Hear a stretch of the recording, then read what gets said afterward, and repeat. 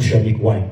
Singana gezo gezi ku stage na nyimba la Mr. Bobi Wine ajao nesimwa big up.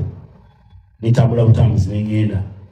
First of all, by rank mu art industry oyo aliwa guru kunze.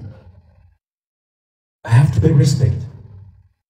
Ni buli mwabu ya mai wako leba akali amako kugamanyi cyo kinakoze kina mabinja gano. Kati notunuloli mbusimize ya mukute mungalo. Mwalete namazo kuyimba Bobi Wine twebonga ko bulungi po nankolera nakano. Kati nera ku mwaka sazeemu nga mwagala kiri mpunswala nze kyaswala ku myaka gyendiko.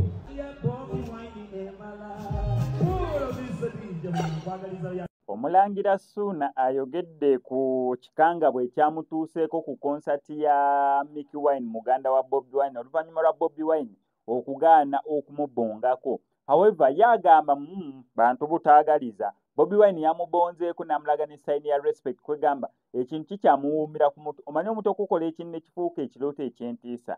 Yali mu kwekaza era yagamba amasannyalaze yagalina ekyokulala Bobi Wine. By the way, Bobi Wine yamubonzeeko ebyadda nange nadde simanyi mbusa yamubonzeeko okusinziira ku butambi bw'atambudde kaleeri kokka nga Bobi Wine azinze wata emikono agamba sigenda kubongako. Ne munange at the end yamaze n'amubongako yamubonzeeko n'amukola ne bw'ati. Kati Yesu n'agamba abantu butaagaliza futwa gundi abyogera ati ono Luzi MP esimbyewo mu Kampala Sara Istola nenge gyabyogeramu n'olabira ddala ng'omuntu abeera alina ekko ettima ku mutima. However, sooka olye ebigambo by'omulangira Ssuuna ku nsonga eyo. Fere tubeera eri Kambuuta, tweberera eri Munyonyo.